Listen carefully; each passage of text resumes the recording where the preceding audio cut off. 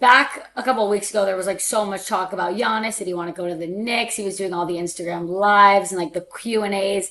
What kind of trade option would have to be in place for him, Ian?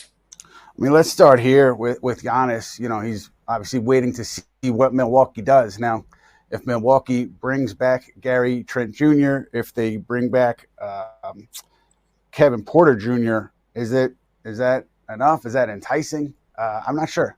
I'm not sure. It's going to be interesting to see how he views this offseason with Milwaukee and what else could be up their sleeve. Maybe they have a trade up their sleeve. But if it's pretty much status quo, I mean, you would assume that Giannis at least considers his future there, a little bit more openly because he said he wants to win a title. You talk about a Nick deal, though. I think the only way it works is if Giannis says to Milwaukee, I want to go to New York, and then Milwaukee acquiesces and says, hey, you've been great for us. We're gonna send you where you want to go. Because outside of that, I mean, there's so many other teams that could offer strong packages for Giannis. With the Knicks, the obvious salary matching purposes is Karl Towns.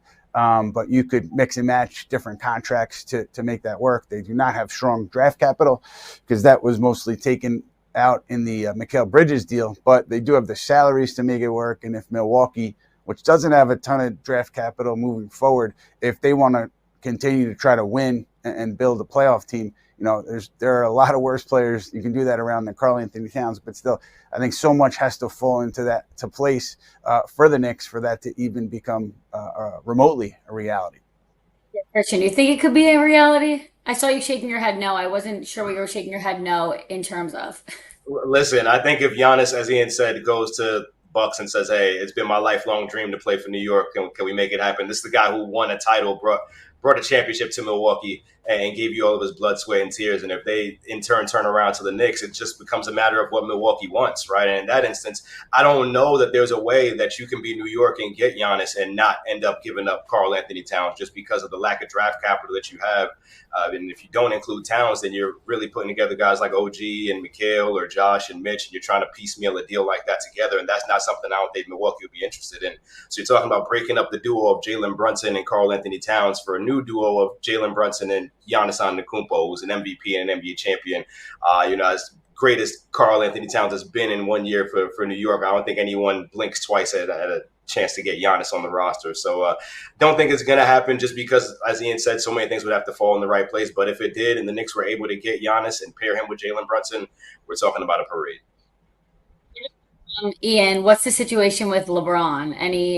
Any chances there?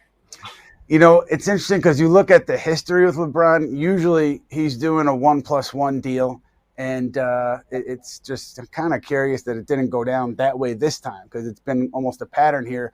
1+1 deals for LeBron with Los Angeles. And as he's gotten, older as a player, didn't happen this time. So obviously it means that there's a potential for his exit. You don't need to read between the lines too hard on Rich Paul's, comments to know that, there's a potential exit. I just wonder if there's no trade market for LeBron James, and that's what Bobby Marks from ESPN was saying earlier today, is a buyout possible? I mean, it sounds crazy, right? Because it's LeBron James, but if he does want to go somewhere specifically and that team has trouble trading for him, buyout would be the next way to go. That would be a stunner.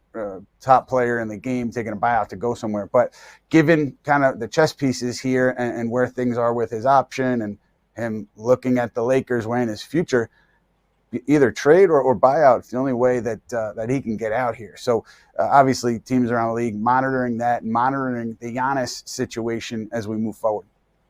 You mentioned Rich Paul's comments. He said that they'd be closely monitoring the Lakers' moves and whether the team is positioning itself this offseason to field a title contending roster. Kristian, what are your just thoughts on that?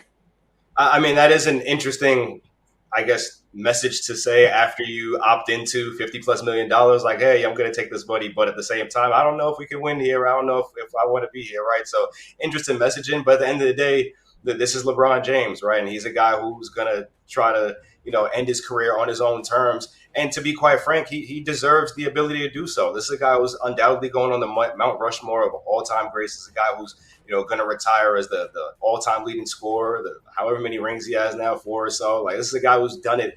Has done what anybody you stack his resume up against anybody in NBA history, and you could make an argument that LeBron James is the best player of all time, right? So at a certain point, you get an opportunity to dictate what the end of your career is going to look like.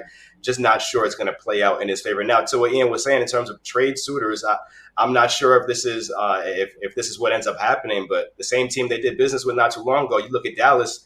They've got a lot of contracts that they could line up. Got guys that Luka's familiar playing with. If they want to strike another deal, you're talking about LeBron, Kyrie, and AD on one team, and Luka with his old teammates on another team.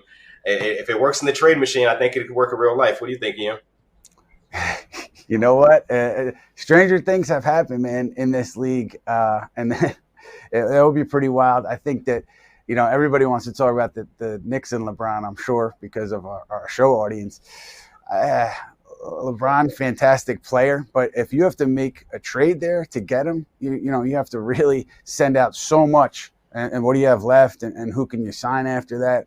So I think, with New York, to me, logically, the pathway there would be via buyout.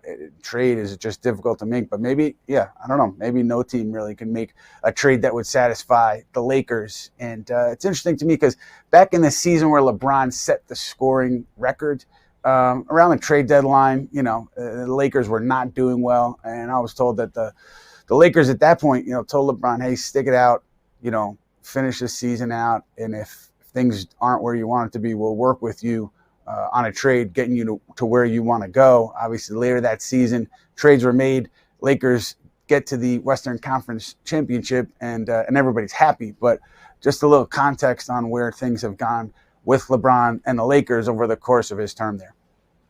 Yeah, I think it would just be crazy to see LeBron James as a New York Knick. Like, I can't even wrap my head around the fact that that could be a possibility. But yeah, to your point, I think they'd have to make a lot of moves to make that work. And I don't know how many more years LeBron has left in him in the NBA. But